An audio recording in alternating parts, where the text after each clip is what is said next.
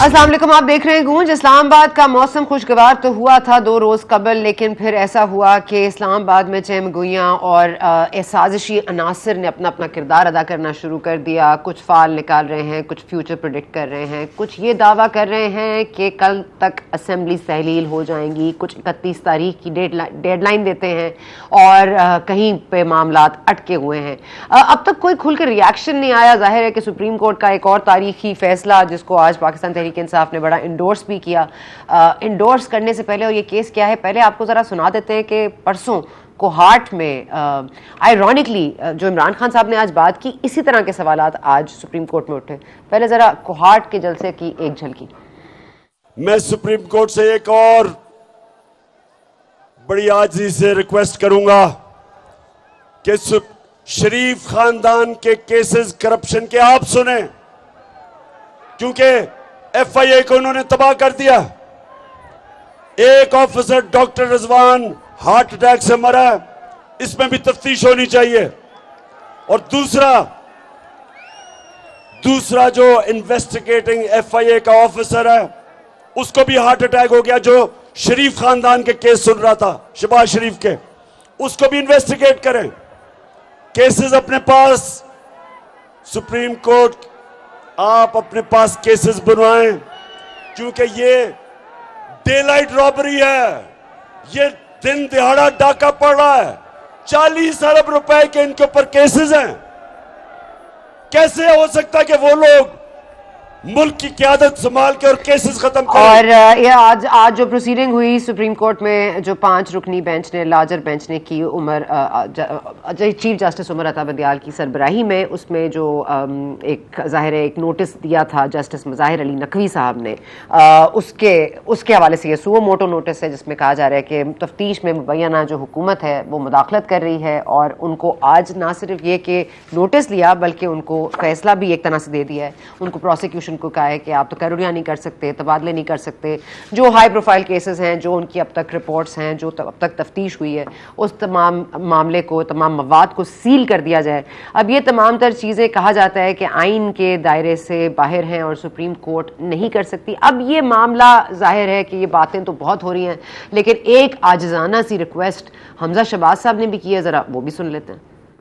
ये सियासत नहीं कर रहा, सियासत की आड़ में इंतशार फैला रहा है। मेरे लॉन्ग मार्च के अंदर फौज के खानदान भी होंगे। इदारों को इसका नोटिस लेना चाहिए। फौज को तकसीम करने की कोई साजिश जो है, उसको अपना जो है उससे पीछे नहीं हट रहा। इदारों को और आवाम को इसका नोटिस लेना पड़ेगा। हमजा शहबाज की भी आजिज़ाना सी आपने दरख्वास्त सुन ली। एक आजिज़ाना दरख्वास्त सुप्रीम कोर्ट को कर रहे हैं, एक आजिज़ाना request chief of army staff को कर रहे हैं या फौज के इदारों को कर रहे हैं, लेकिन लग रहा है कि वहाँ से अभी तक कोई सिग्नल आया नहीं है। कल मुतवक्के है कि कोई सिग्नल आ जाए, क्योंकि कल मुलाकात है। और कितनी अजीब सी बात है कि इस मुल्क में जब न्यूट्रल हैं इदारे और सब अपनी अपनी दायरे में काम करते हैं, तब ये मुलाकातों में न्यूट्रलिटी के ऊपर बात की जाती है और न्यूट्रल इदारों से पूछा जाता है कि आगे करना क्या है। आप गारंटी दे सकते हैं कि हम टफ डिसीजंस ले लें, आप हमारी हुकूमत नहीं गिराएंगे?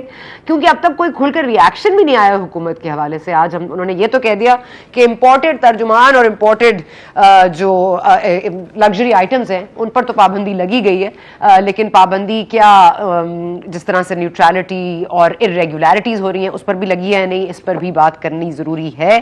साथ ही साथ आज एक बहुत ही इंपॉर्टेंट जो बात आज धमकाया है असद उमर साहब ने, जरा वो देखिए कि शुरू कहां से हुए और खत्म कहां हुए। अगर खुदा न खास्ता इमरान खान के ऊपर कुछ होता है, कोई उनको हिरासत में लेने की कोशिश की जाती है या कोई उनकी जान को नुकसान पहुंचाने की कोशिश की जाती है, तो फिर कोई पाकिस्तान में शख्स नहीं है बशमूल तहरीक इंसाफ की लीडर की के हालात को उसके बाद काबू में रख सके। आपको वो दिन भी याद होगा जिस दिन बड़े फख्र से बताया गया कि जनाब अकबर बुगटी को हमने मार दिया है, और ऐसे मारा उसको पता भी नहीं चला कि किधर से बाहर आया था। 15 साल से ज्यादा गुजर गए, बलोचिस्तान आज भी संभाला नहीं जा रहा। ये बातें जो हैं बंद कमरों के अंदर बड़ी अच्छी लगती है। पहले भुट्टो साहब से कंपैरिजन था कि साजिश उनके जैसे उनके साथ भी हो रही है। आज वो कह रहे हैं कि अकबर बुगटी साहब और जिनकी बात ये कर रहे हैं कि उन्होंने बड़ा बुलंद बांग ये दावे किए थे कि हमने उसको ऐसे मारा कि उसको पता भी नहीं चला, तो वो किसकी बात कर रहे हैं? ये तो आवाम भी जानती है कि ये किसने दावा किया था।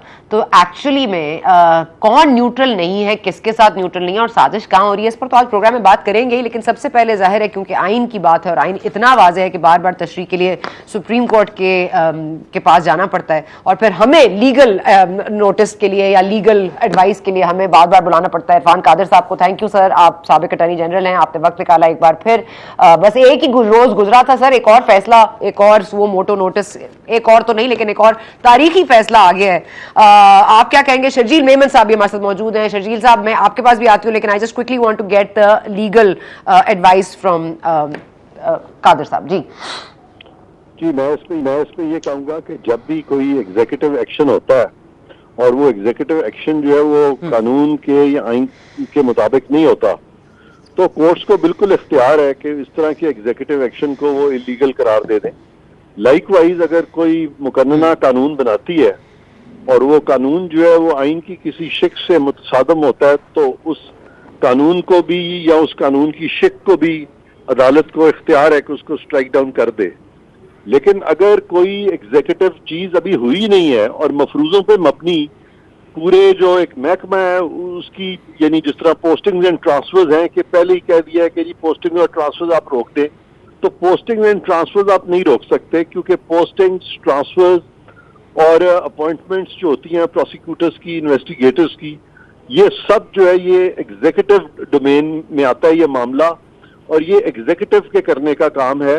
स्पेशली जो प्रोसिक्यूटर्स हैं और जो इन्वेस्टिगेटर्स हैं उनको एडजुडिकेटर्स इस तरह नहीं कंट्रोल कर सकते कि उनके बारे में इतनी ज्यादा उनको तशवीश होनी शुरू हो जाए कि सिर्फ प्रोसिक्यूटर्स को देखें और डिफेंस काउंसिल को बिल्कुल ही छोड़ दें और नजरअंदाज कर दें।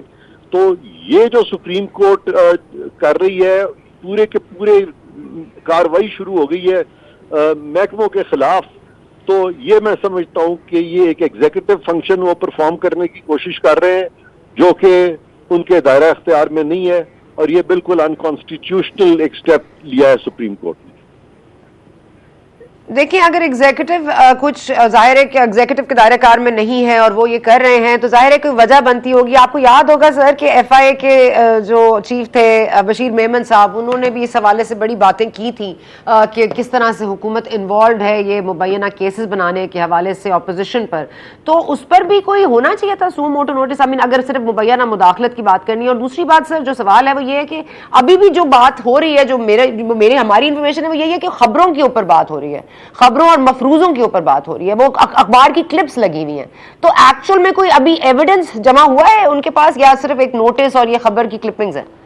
फिलहाल मैंने जो सुना है वो यही सुना है कि ये खबरों और मफरूजों के ऊपर ये सुओ मोटो नोटिस लिया गया है, और जब भी ये नोटिस लिया जाता है तो वो जो question of law of public importance है उनको बाकायदा फ्रेम किया जाता है।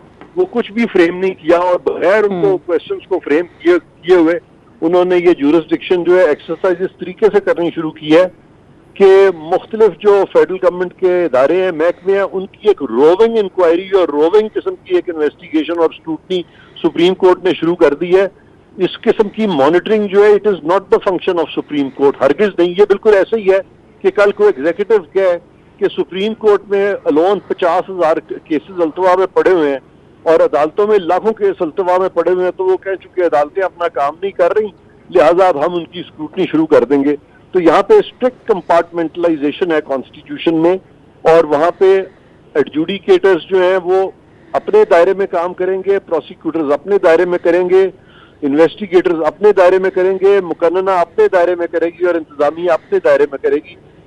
और ये जिनको नोटिस दिए गए हैं सरकारी अफसरों को और उनको कहा गया है कि आप ये चीजों के जवाब दें, ये सुप्रीम कोर्ट को प्रोवाइड करें, वो तमाम सरकारी अफसर जो हैं वो जवाबदेह प्राइम मिनिस्टर को हैं, वो जवाबदेह कैबिनेट को हैं, वो हरगिज़ सबऑर्डिनेट सुप्रीम कोर्ट के नहीं है। और जहां तक कैबिनेट मिनिस्टर्स और प्राइम मिनिस्टर का ताल्लुक है, वो अपने फराइज मनसबी में जवाबदेह भी नहीं है सुप्रीम कोर्ट को। ये आर्टिकल 248 में साफ तौर पे लिखा हुआ है।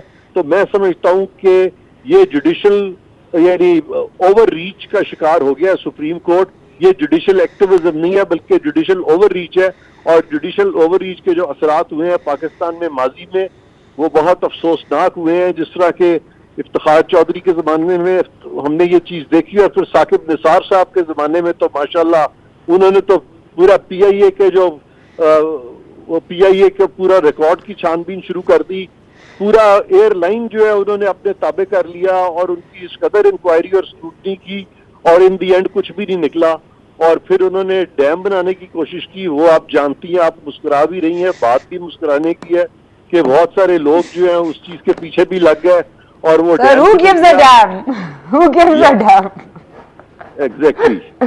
अच्छा सर, अगर आप एक मिनट इजाजत दें तो मैं शर्जील मेमन साहब से जरा यहाँ पे इनपुट ले लूं, क्योंकि साकिब निसार साहब जिस तरह उनको याद है, मेरा ख्याल है बहुत कम लोगों को याद होंगे। सर आप क्या कहेंगे मोटो पर, और ये जो बाइंडिंग डिसीजंस आ रही हैं एक के बाद एक, आप लोग क्या कर रहे हैं? असेंबली तहलील करने जा रहे हैं, और इस पर क्या कहिएगा, जुडिशल ओवर रीच या नहीं? बिस्मिल्लाह, शुक्रिया।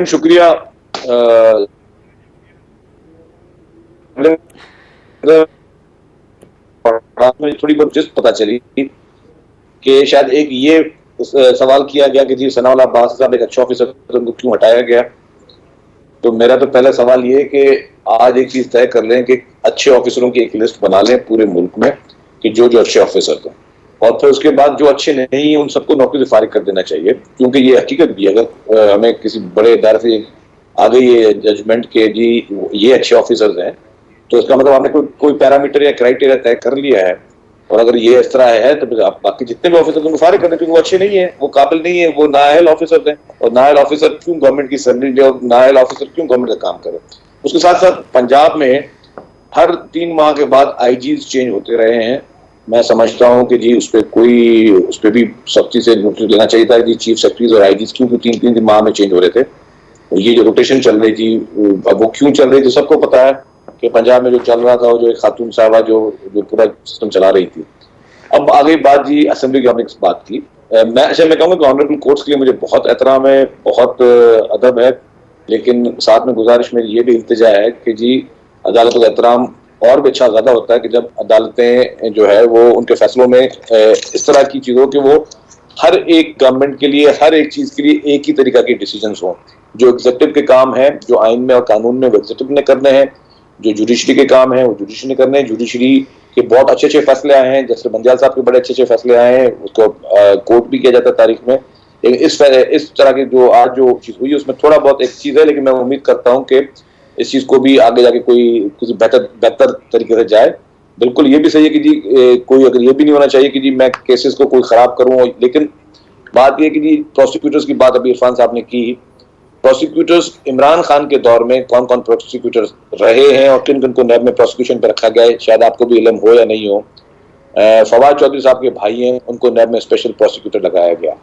एक PTI का फेडरल मिनिस्टर अगर अपने भाई को प्रोसिक्यूटर लगाता है नैब के इदारे में तो क्या इंप्रेशन जाएगा। या एक और है, बड़े मौजूद वकील है, मेरी उनसे जाती भी दोस्ती है, मैं नाम नहीं लेना चाहता उनका, लेकिन उनको भी प्रोसिक्यूटर लगाया गया। उनको कहा गया कि जी आपने मरीम नवाज साहबा के केस आपने देखना है। तो ये सारी किस तरह क्या मैकेनिज्म चल रहा था उस पर थोड़ा नोटिस होना चाहिए। अगर मैं पॉलिटिकल मुखालिफ को, एक शख्स जो मेरे लिए कोई जाती राय रखता हो और मेरे खिलाफ कोई उसके बायस रिमार्क्स बहुत दफा आ चुके हो, अगर उसको आप मेरे खिलाफ प्रोसिक्यूशन में रखेंगे तो मुनासिब नहीं होगा। मैं समझता हूँ कि इसमें हमेशा जो बेहतर रेपुटेशन वाले प्रोसिक्यूटर्स उनको रखा जाए और जो कि ईमानदारी से और अकॉर्डिंग टू लॉ जो है वो ये करें। अब इमरान खान साहब की आपने स्पीच चलाई इंट्रो में, मैं वो भी बड़ी गौर से देखता रहा और बड़ा अफसोस होता रहा कि वो जी सुप्रीम कोर्ट से अब अपने मुतालबात कर रहे हैं, और यही सुप्रीम कोर्ट से वो इमरान खान साहब ने ये कहते रहे कि जी, और कहते क्या रहे, और सुप्रीम कोर्ट से स्टे ऑर्डर पे मौजूद है उनकी पेशावर की BRT, उस BRT में जिसने में chief minister inspection team of KPK, जो कि PTI के दौर में उसने एक रिपोर्ट निकाली कि 7 अरब रुपए के सिर्फ और सिर्फ किक बैक्स चले। और फिर इस्लामाबाद हाई कोर्ट ने ये ऑर्डर किया कि नैब और FIA प्रोब करे पेशावर BRT को, और ये पेशावर हाई कोर्ट के चीफ जस्टिस का ऑर्डर था। उसके बाद PTI की जो KPK गवर्नमेंट थी उसमें PTI के लोग गए सुप्रीम कोर्ट में कि हमें स्टे दिया जाए और इस इंक्वायरी को आगे ना चलना दिया जाए। और मुझे बड़े अफसोस के साथ कहना पड़ रहा है कि वो स्टे ऑर्डर मिला और आज दिन तक वो स्टे ऑर्डर कायम है अपने पास। अफसोस के लेटेस्ट मुझे नहीं पता, लेकिन मेरा एक सवाल ये है कि एक अगर इमरान खान के हाथ साफ थे और इमरान खान करप्शन से पाक था, जो कि पोर्ट्रे किया जाता है, जो अवाम में बेचा जाता है, तो इमरान खान ने अपने एक स्कैम को, जो कि उसके ऊपर एक इल्जाम लगे और पेशावर हाई कोर्ट के चीफ जस्टिस के ऑर्डर थे कि उसको प्रोब किया जाए, क्या वजह थी कि उन्होंने जी इस पे स्टे ऑर्डर लेकर रखा था? अगर ये सुप्रीम कोर्ट से कहते हैं जी फलाना केस करे, फलाना केस करे, मैं कहता हूँ सुप्रीम कोर्ट से पेशावर बीआईटी केस को सुप्रीम कोर्ट खुद सुने। फिर मैं सुप्रीम कोर्ट से इल्तिजा करता हूँ कि जी जो फॉरेन फंडिंग केस है उसको सुप्रीम कोर्ट खुद सुने और डे टू डे बेसिस पे सुने। फॉरेन फंडिंग केस में क्या हुआ? 8 साल से वो दरख्वास्तें एग्जीक्यूटिव दे इदारों को, फिर कहे इदारे मुदाखलत क्यों कर रहे हैं? मतलब आप लोग कोई चीज खुद पे अपने एंड पर नहीं संभाल सकते? मतलब हर चीज सुप्रीम कोर्ट ही देखे, वही डिसाइड कर ले, आपने भी इल्तिजा करनी है, उन्होंने भी इनकसारी से रिक्वेस्ट करनी है, तो ये मतलब आप लोग फिर क्यों कहते हैं इदारे एंटर करते हैं? आप लोग तो खुद उनको आवाजें दे दे के बुला रहे हैं। आप लोग अपने लेवल पर आइन में ये वाजे क्यों नहीं करते कि क्या राइट किसका है, क्या कौन सी तकर्री? और इमरान खान साहब को आप क्रेडिट दीजिए मेमन साहब कि वो एक इल्जाम को लेकर इतना आगे तक जाते हैं कि वो अजबर याद हो जाता है। आप लोग 3 दफा एक बात करते हैं, चौथी दफा तो आप लोग को याद भी नहीं रहती, और आप लोगों को आज 4 हफ्ते से कबल ज्यादा हो गया है। आप लोगों ने कौन सा केस बना लिया इमरान खान साहब पे? आपकी काबीना है ना, आप अगर आपके पास है तो रेफरेंस दायर करें। क्या आप लोग किस चीज का इंतजार करें मेमन साहब? मैं कर्ज कर लूं, आपका सवाल बड़ा अच्छा है। पहली बात कि आइन में ये चीज क्लियर है कि किसका क्या रोल है, हर इदारे का रोल मेंशन किया हुआ है, और आईने पाकिस्तान मैं समझता हूं आज भी इतना क्लियर है कि हर कोई ओवरस्टेप कर रहा है, इतना क्लियर है। नहीं, आइन क्लियर है। अब हर एक को अपनी अपनी डोमेन को भी चेक करना। कि मैं कर्ज कर लूं, मेरी नजर में सुप्रीम कोर्ट हो, हाई कोर्ट हो, बहुत उनके लिए एहतराम है और दिल से मैं एहतराम करता हूं। और हमेशा हमारे मुश्किल वक्त में काफी जगहों पे कोर्टों से रिलीफ मिले हैं। कितना एहतराम करते हैं ये भी बताएं। साकिब निसार साहब का कितना एहतराम करते हैं? उनके लिए भी कोई अच्छे अल्फाज यूज करें। साकिब निसार अब उस पोस्ट में मौजूद नहीं है, लेकिन जो उन्होंने किया, अब उसमें तो पूरी दुनिया ने उस पर जो भी किया, बात वो कहाँ है साकिब निसार साहब और कहाँ है वो चीजें, लेकिन बाजू ने पर्सनलाइज नहीं होना चाहिए किसी भी जज पे। मैं कहता हूँ ठीक है, अगर मेरा कोई अच्छा या बैड एक्सपीरियंस जो भी हो, I am not personalize with him. Allah करे वो खुश रहे और दिल से मेरी दुआ है उनके लिए। लेकिन मैं एक बात बड़े फॉरगिविंग हो गए आप मेमन साहब, वेरी फॉरगिविंग। अच्छा आप सुने, मैं ये कह रहा हूं कि जी मेरी ये गुजारिश है सबसे कि हर कोई अपने अपने जो डोमेन है आइन में दिया हुआ है, हम सब उसमें रहें। और मतलब ये भी नहीं, और उसमें अगर कोई खदशात है तो उस पर बातचीत हो सकती है। लेकिन जो आपके सवाल पे मैं फिर दोबारा आना चाह रहा हूँ सना साहबा, कि ये बिल्कुल क्लियर है कि इमरान खान साहब ने के हाथ साफ नहीं है, उनके ऊपर केसेस पे वो स्टे लेकर बैठे हुए हैं। लास्ट भी इलेक्शन कमीशन में जब इस्लामाबाद हाई कोर्ट की सिंगल बेंच ने कहा कि with in 1 month foreign funding case का फैसला सुनाया जाए, उसके बाद फिर ये डीबी में गए और वहां से इन्होंने वो फैसला भी सेटिसाइड करवाया। अब मसला ये है कि इमरान खान साहब जब अवाम में एक बात करते हैं तो उनको ये बात वाज़ेह होनी चाहिए कि आप खुद स्टे ऑर्डर्स के पीछे छुपे हुए हैं, आप अपनी चोरी स्टे ऑर्डर्स के पीछे छुपा रहे हैं। आपने खुद जिस तरह नैब को मिसयूज किया है, इन इदारों को मिसयूज किया है, उन सब पे भी ऑनरेबल कोर्ट्स को नोटिस लेना चाहिए। और मैं समझता हूँ इस वक्त मुल्क में मजीद कोई कॉन्फ्लिक्ट नहीं होना चाहिए। इस वक्त हम सब स्टेक होल्डर्स को बैठना चाहिए। मैं इंक्लूडिंग इमरान खान साहब को कहता हूँ, तमाम पॉलिटिकल पार्टीज और हमारे जो भी इदारे हैं, एक दफा एक ग्रैंड डायलॉग करें। Now just let me return to Irfan Qadir साहब। कादर साहब सॉरी, मैं आपसे लास्टली सिर्फ ये पूछना चाहती हूँ, मैं क्योंकि फैसला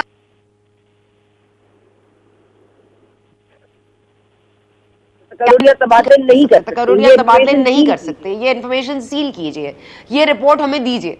तो does that now become mandatory for the government? Kindly repeat it, because बीच में आवाज कट गई थी आपकी, जरा रिपीट कर दें क्वेश्चन। सॉरी सर, मैं कादिर साहब ये कह रही हूँ कि हमने 63A के ऊपर भी यही बहस की थी कि क्या ये बाइंडिंग है, राय है, फैसला है। अभी भी यही शायद मतलब अभी राय है, फैसला है, डिसीजन है, ऑर्डर है, इसको क्या कहेगी आप क्या कहेंगे इसको? मतलब अगर कह दिया है कि तफ्तीश रोक दी जाए, कह दिया है कि ईसी है। मैंने ऑलरेडी कहा और मैं फिर कहूंगा कि ये जुडिशियल ओवर रीच है, क्योंकि सुप्रीम कोर्ट पोस्टिंग्स को कंट्रोल नहीं कर सकती, सुप्रीम कोर्ट अपॉइंटमेंट्स को, ट्रांसफर्स को, और सुप्रीम कोर्ट ईसीएल को कि ईसीएल में किसका नाम आया किसका नहीं आया, एंड ब्लॉक ये सारी चीजें अपने पास मंगवा के महकमों की कारकर्दगी जो है वो गेज नहीं कर सकती। ये सुप्रीम कोर्ट की फंक्शनिंग नहीं है। और ओवरऑल जो सुपरविजन है इन मामलात में, जैसे मैंने पहले भी कहा, वो प्राइम मिनिस्टर की है, वो कैबिनेट की है, और प्राइम मिनिस्टर और कैबिनेट वो किसी सुप्रीम कोर्ट को जवाबदेह नहीं है। That's it.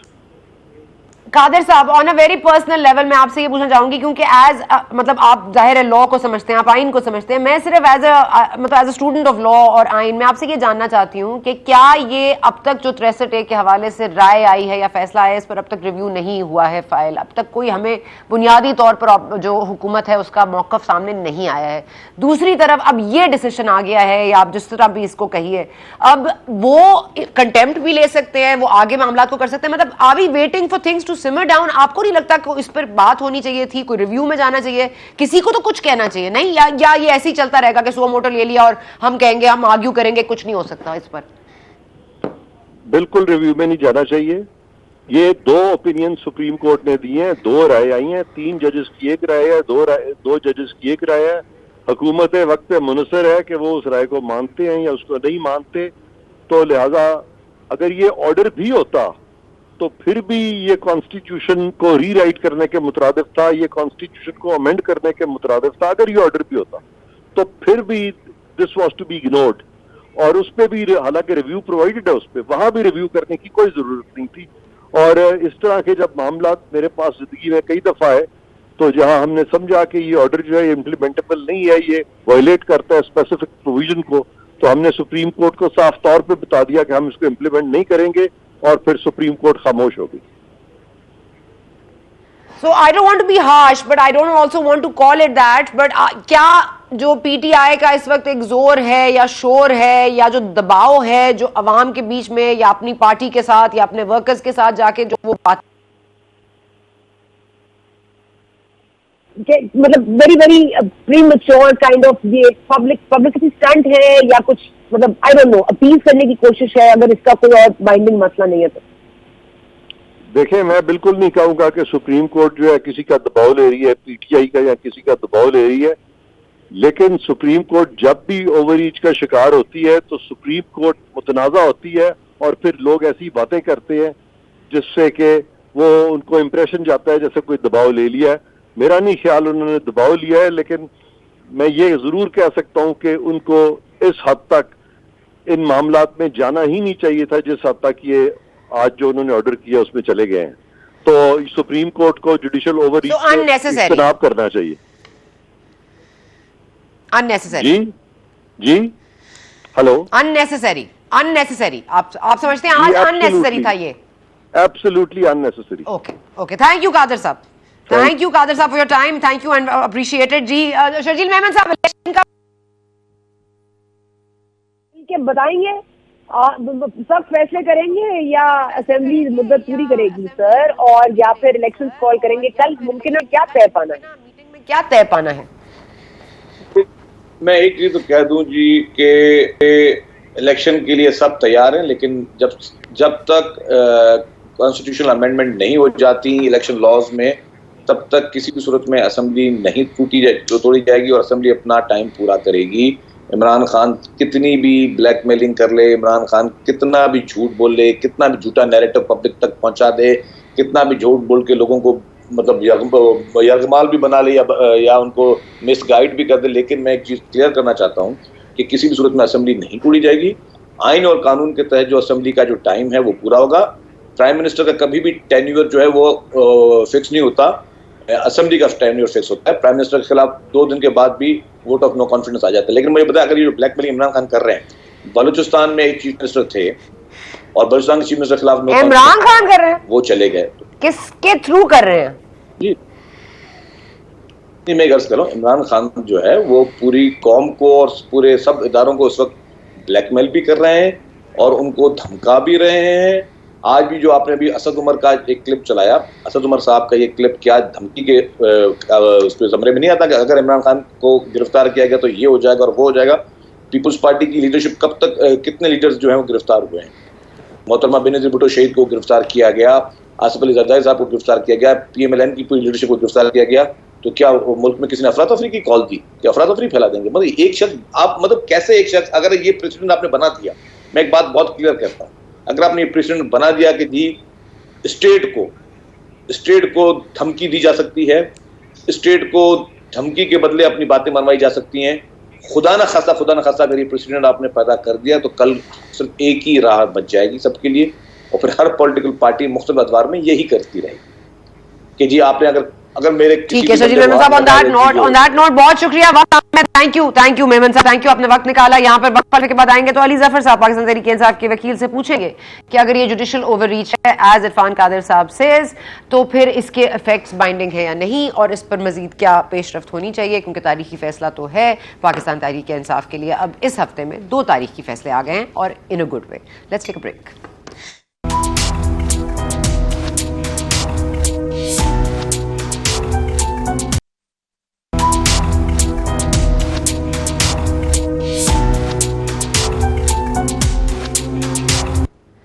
And welcome back to Goonj. हमारे साथ मौजूद है सिद्दीक उल फारूक साहब, नून लीग से आपका ताल्लुक है। सर बहुत शुक्रिया, आपने हमारे लिए वक्त निकाला, और अस्सलाम वालेकुम। सर मैं सबसे पहले आपके पास आऊँगी क्योंकि बात हो रही है जुडिशियल ओवररीच है या नहीं। Of course and not in my words, मैं तो नहीं जानती, लेकिन इरफान कादिर साहब कह रहे थे। सर ये आइन इतना वाज़ेह है कि तशरीह के लिए सुप्रीम कोर्ट, अमलदारी के लिए सुप्रीम कोर्ट। जी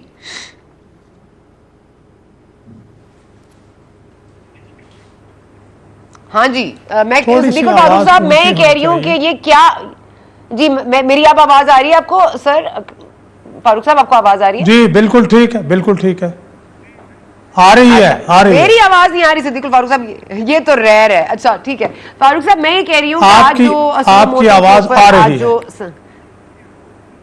ओके, मैं कह रही हूँ वो मोटो पे जो आज समात हुई है 5 रुकनी लाजब बेंच की, चीफ जस्टिस की ज़ेरे सदारत, आप क्या समझते हैं कि जो आज ये डिसीजंस आए हैं, क्या ये ओवर रीच है? ये कादिर साहब कह रहे हैं जुडिशल ओवर रीच है, और पहले 63 के हवाले से भी तशरीह जो आई थी वो बाइंडिंग फैसला कोई कह रहा है, कोई इसको राय कह रहा है।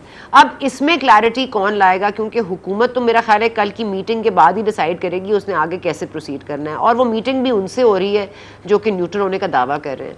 तो सर ये क्या मामलात हैं कि मतलब इस मुल्क को बैलेंस में हैंग कर दिया है कि आपको ये यकीन नहीं है कि आपको चलने दिया जाएगा या नहीं चलने दिया जाएगा? ये न्यूट्रलिटी पर इतने सवाल क्यों उठ रहे हैं, और उठ रहे हैं? अब इसको तो मत कहिए कि नहीं उठ रहे। जी सर। जी बिस्मिल्लाहिर्रहमानिर्रहीम। बात यह है सना बुच्चा साहिबा के ऑब्जेक्टिव कंडीशंस बहुत से सवालों का खुद जवाब देती हैं। इससे पहले 2014 में इमरान खान ने कहा कि मुझे फ़लाँ जज साहब जो हैं उन्होंने फ़ोन करके कहा कि इधर दरख्वास्त हमारे पास लेके आओ, और फिर वो दरख्वास्त ले गए और फिर वो समाअत शुरू हो गई, और जनाब नवाज शरीफ साहब के साथ फिर जो किया गया वो सबको मालूम है। उसके बाद एक दिन यानी कल इमरान खान ने जलसे में इल्ज़ामात लगाए और सुओ मोटो हो गए। परसों सुओ मोटो ज़रूर लीजिए, सुओ मोटो ज़रूर लीजिए, लेकिन ये तासुर नहीं होना चाहिए कि ये किसी एक आदमी को फेवर करने के लिए ऐसा किया गया है।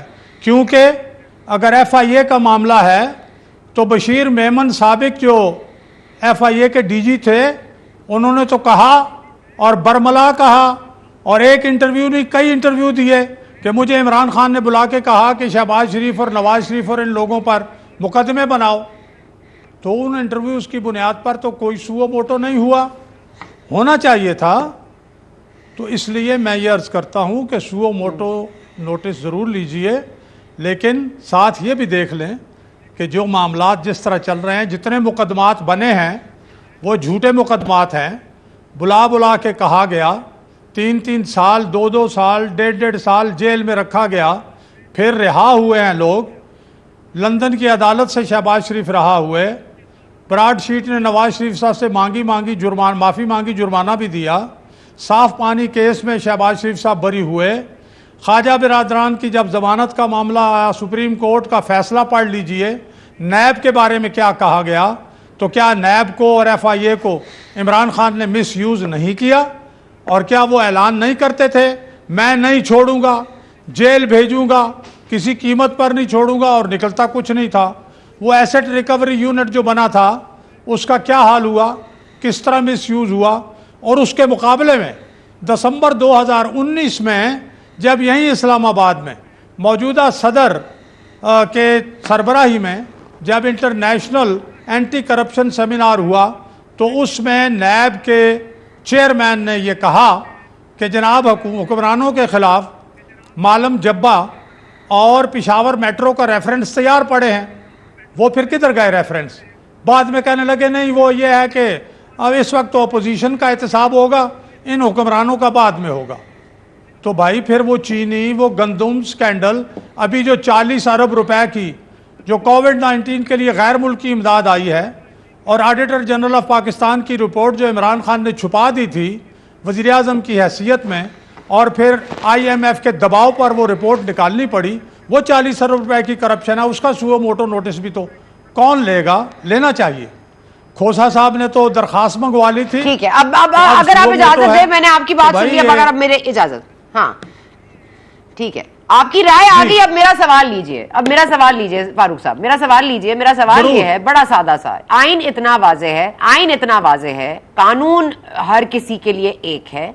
आप अभी जो गुफ्तगू कर रहे हैं, अगर आप सुने, क्योंकि मैं तो एट द रिसीविंग एंड थी, आपने एक फैसले को अच्छा कहा, दूसरे को बुरा कहा, जिस पे नवाज शरीफ साहब को हटाया गया, वो कानूनी फैसला था, वो सुप्रीम कोर्ट थी। अब वही सुप्रीम कोर्ट आपके क्योंकि काबीना और वजीर आजम किसी के मातहत नहीं है, तो अब वो उसी सुप्रीम कोर्ट पर आप मतलब कहीं आप उनके फैसलों की तारीफ कर रहे हैं, कहीं आप जमानतें मिलने पर उनकी तारीफ कर रहे हैं, कहीं आप उनको बाहर भेजने की उनकी तारीफ। मतलब मुझे समझ नहीं आ रही कि इतनी गड़बड़ क्यों है। मतलब नवाज शरीफ साहब के साथ अगर कोई केस हुआ तो वो उसको क्यों नहीं प्रूव कर सके लीगली, मनी ट्रेल क्यों नहीं दे सके? अब ये आम आदमी के सवाल हैं कि आइन, अगर आइन के सब ताबे हैं, मेरी बात सुन लें, नहीं मैं आपको जवाब खत्म कर रही हूं, आइन सवाल खत्म कर रही हूं, आइन अगर आइन ही सबसे मुकद्दम है तो इस आइन के तनाजुर में ये जो पार्लियामान है, ये अदम एतमाद लाने के लिए भी इदारों से न्यूट्रलिटी का सर्टिफिकेट लेगी, कोई गारंटी लेगी। सर अफसोस है कि आप इतनी सियासी, आप लोगों की कद काठ में आप लोग अपना कद आवर ही नहीं बन सके। आप लोग दूसरों के नीचे ही बार बार उनके पास ही जाते हैं, कभी उनकी न्यूट्रलिटी, कभी उनकी सपोर्ट। अब आपको क्या चाहिए? देखिए, पहली बात तो यह है कि इदारों का किरदार 58 से आपके सामने है। ये पाकिस्तान की तारीख़ है और इस पर बेशुमार किताबें लिखी हुई हैं। रिटायर्ड जनरल्स की भी हैं, बहुत बड़े वकाला की भी हैं, बहुत बड़े तारीखदानों की भी हैं। मैंने पढ़ी हैं, आप भी पढ़ लें, आपने यकीनन पढ़ी होंगी। दूसरी बात है, आपने फरमाया आइन इतना वाज़े है, बिल्कुल आइन वाज़े है। आप 63A पूरी पढ़ लें, सजा 63A4 में दे दी गई है। अगर एक आदमी का वोट जो है वो गैर मुअस्सर है, वो वोट गिना ही नहीं जाएगा, तो उसको फिर सजा किस बात की कि जनाब आप अपनी सीट जो है वो लूज कर जाएंगे, आप डिसीट हो जाएंगे। भाई मतलब ये है, मैं ये कह रहा हूं आइन बड़ा वाजे है। उस वाजे आइन की 63A की किस तशरीह की तो कोई ज़रूरत नहीं थी। और मेरी बात जो है वो दो जो जजेस हैं वो इसी तरह ही कह रहे हैं। तो इसी तरह से मुख्तलिफ औकात में अदलिया के मुख्तलिफ जजों ने जो बात की, आप देख लीजिए। बहुत अपना जो जजेस हैं, कार्निलियस जैसे जज जो हैं, कार्निलियस जैसे जजेस पर कोई उंगली नहीं उठाता, और जिन जजों पर उंगली उठती है फिर लोग उठाते हैं। जुल्फ़िकार अली भुट्टो की सदाए मौत देख लीजिए, जुडिशल मर्डर, वो जजेस तस्लीम कर गए कि हाँ हमने ये किया और हमसे गलती हुई। तो फिर उसको जब ये बात, ये हकायक सामने आएंगे, तो सिद्दीकुल फारूक भी जब उन हकायक का तज़किरा करेगा तो सना बुचा तो फिर उसको तस्लीम करेगी ना कि ये these are objective realities, these can not be refuted. Okay, now let me leave you with this. हमें ब्रेक लेनी है। फारूक साहब आपकी बात क्लियर हो गई। अब आप मेरा सवाल लें, and I am going to leave it at that. आप मुझे ये बताएं, कितनी और किताबें लिखवाएंगे, कितनी और हुकूमतों में आएंगे और इन चीजों को ठीक नहीं करेंगे, कभी किसी चीज को फॉलो अप नहीं करेंगे, हमेशा न्यूट्रलिटी पर आ जाएंगे, घुटनों पर बैठ जाएंगे, सिजदे में पड़ जाएंगे, लेकिन जो आईनी तौर पर काम करने नहीं करेंगे। बात करते हैं वक्फे के बाद, और फिर उन किताबों का भी जिक्र करते हैं जो आप कर रहे हैं ना। इतनी मजीद और किताबें लिखनी जानी चाहिए ताकि आप लोगों को समझ आ जाए। चले जी, वक्फा लेते हैं।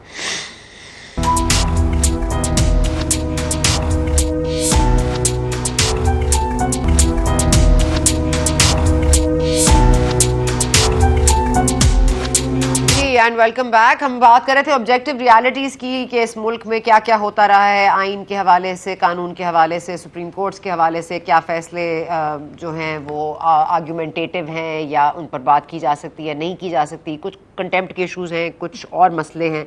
और हम बात कर रहे थे किताबें बड़ी लिखी गई हैं, लेकिन सर बात यह है कि आप हुकूमत में आते हैं, जहाँ जहाँ कमजोरियां होती हैं उनको एड्रेस नहीं करते, फिर जहाँ पे आपको कोई न्यूट्रलिटी की बत्ती दे दे आप उसके पीछे चल पड़ते हैं। अभी भी एक मीटिंग पर इन्हिसार है इस मुल्क और कौम के फ्यूचर का कि जी आपने सवाल छोड़ा, मैं उसका जवाब अर्ज करता हूं। देखिए, जब खुद इदारे कहें कि अब हम न्यूट्रल हैं, इसका मतलब है कि अब न्यूट्रलिटी है, पहले इन्वॉल्वमेंट थी, वरना वो ये ना कहते कि अब हम न्यूट्रल हैं। फिर ये जब मुख्तलिफ अफवाहें आती हैं, मुख्तलिफ मामलात, तो फिर उनमें अगर कहीं से कोई वाक़या उन अफवाहों की तस्दीक कर दे तो एक मरतबा फिर वही बात हो जाती है कि ये जो अफवाह है ये कोई बेबुनियाद नहीं थी, उसकी बुनियाद पर एक वाक़या सामने आ गया है। तो किताबें, कोई बंदे कह रहे थे कि जी आपकी ये जो हुकूमत है ये तो काट बिहाइंड हो गई है। मैं ये कहता हूँ कि पाकिस्तान 71 में पहले काट बिहाइंड हुआ, फिर उसके बाद सियाचिन के हवाले से 82 में काट बिहाइंड हुआ, फिर कारगिल के हवाले से काट बिहाइंड हुआ, फिर अगर अब भी काट बिहाइंड हो जाता है तो पाकिस्तान का फिर क्या रह जाएगा बाकी? क्या किसी को पाकिस्तान का ख्याल है? अगर जब इन्वॉल्वमेंट थी और इमरान खान को लाया गया, अब तो तस्लीम हो गया ना, कहते हैं ना कि अब हम न्यूट्रल हैं, तो फिर इमरान खान ने क्या किया इस मुल्क के साथ? तो किताबें जब तक ये पाकिस्तान है, खुदा न करे, एंड नॉट मैंडेटरी, तो फिर ऐसा ही होगा ना, वही चूज करेंगे कब उनकी इन्वॉल्वमेंट है और कब वो नहीं न्यूट्रल हैं। आप you are not making neutrality a mandatory requirement, you are saying that's an option they can willingly take or not take, they can oblige you with or they can not oblige you with. आपको अगर इस channel पर बिठाया जाए और आपके मुंह पर टेप लगा दी जाए 10 मिनट के लिए और 2 मिनट खोल दी जाए और फिर टेप लगा दी जाए, तो जब आपका मुंह खुलेगा तो आप कहेंगे ना खुदा के लिए फिर ये टेप तो हटाओ ना, ताकि मैं पूरा प्रोग्राम तो करूं। और आपके पास इतनी ताकत नहीं है कि वो आपके हाथ भी बांध दिए जाएं। तो यही मामला यहां हो रहा है। अगर ये मामला ना हो तो पाकिस्तान ठीक हो जाएगा, अगर ना हो तो खुदा ना खास्ता फिर पाकिस्तान के मुस्तकबिल के बारे में कोई अच्छी बात सना नहीं की जा सकती। मुझे अफसोस है। टेप लगा रहे हैं या बात बांध रहे हैं सर, ये हाथ आप लोग खुद ही हाथ बढ़ाते हैं और खुद ही हाथ खींच लेते हैं, वो खुद आपके ऊपर हाथ रखते हैं और वो खुद खींच लेते हैं। ये मामला आप लोगों का खींचताव का है, अवाम भुगत रही है। मुझे ये बता दें कि आज असद उमर साहब ने जो कहा है कि बलोचिस्तान में जिस तरह बुगटी साहब को जिसने मारा और बुलंदोबांग दावे किए और आज 15 साल बाद भी बलोचिस्तान नहीं संभल सका, कंपैरिजन कर रहे हैं कि अगर इमरान खान साहब को अरेस्ट किया गया या उनकी जान को खुदा न खास्ता कुछ हुआ तो ये इसका फॉल आउट, ये धमका रहे हैं आपको। और आप ये कह रहे हैं कि हमारे हाथ बंधे हुए हैं, हमें मुंह पे टेप है और आपको इतनी पाकिस्तान की फिक्र है। तीसरी दफा भी आप वापस आना चाहते हैं हुकूमत बनाकर, लेकिन करने को आपके पास कुछ नहीं है, डायरेक्शन भी नहीं है। वो मीटिंग सेट करेगी डायरेक्शन। सर देखिए, मैं आपसे अर्ज करूं, वो तो उन्होंने खत लहरा के तो जुल्फिकार अली भुट्टो के साथ भी अपने आप को मिलाने की कोशिश की। तो अगर वो कहते हैं कोई मारेगा तो इसका मतलब है फिर ये भी इल्ज़ाम लगा रहे हैं उन पर। तो फिर ये इल्ज़ाम क्यों लगा रहे हैं? और अगर उनकी अपनी कारकर्दगी है तो अपनी कारकर्दगी देखें। और असद उमर साहब जो बातें कर रहे हैं, अब वो अकबर बुगटी साहब की बात कर रहे हैं, तो अकबर बुगटी साहब को किसने शहीद किया? तो इसलिए मैं ये अर्ज़ कर रहा हूँ कि ये चीज़ें ख़त्म हों। और ये धमकाने वाले जो हैं, ये किस बुनियाद पर धमका रहे हैं? ये वही इमरान खान हैं जिनके बारे में ये जो पोलिंग एजेंट थे अपना परवेज़ मुशर्रफ के रेफरेंडम के, और उन्होंने इन्हें कहा कि ठीक है मैं तुम्हें इतनी सीटें देता हूँ, तो इन्होंने कहा नहीं वज़ीर आज़म बनाओ, तो इनका झगड़ा हो गया। तो ये तो कब से वज़ीर आज़म बन रहे हैं और इन्हीं के ज़रिए से बन रहे हैं। हमारा मुतालबा एक ही है, हमारे पास बिल्कुल लाइन ऑफ एक्शन भी है। हम ये कीमतें जो इस वक्त कहाँ है? बैन कहाँ अवी वजह छुपा से के रखी हुई बढ़ाना है फारूक जरूरी साहब? है। नजर नहीं आ रही लाइन ऑफ एक्शन, क्योंकि इंटरिम सेटअप में भी आपको लीडर ऑफ द ऑपोजिशन से बात करनी पड़ेगी। लीडर ऑफ द ऑपोजिशन कौन है, कहाँ है, किस तरह एंगेज करेंगे? नैब के तकर्रुरी के हवाले से क्या फैसले हुए? 3 नाम जो उनसे लिए बैठे गए। हुए हैं, आप लोगों को इतने हफ्ते जो हो गए इस हुकूमत वक्त- में आए हुए, जो- कौन सी रेफरेंस आपने दायर की, कौन सा केस आपने बनाया? वही फराग होगी, वही प्रेस कॉन्फ्रेंसेस। आप लोग कर क्या रहे हैं? आप लोगों के पास क्या लाइन ऑफ एक्शन है? Where is the line of action? मुझे अफसोस है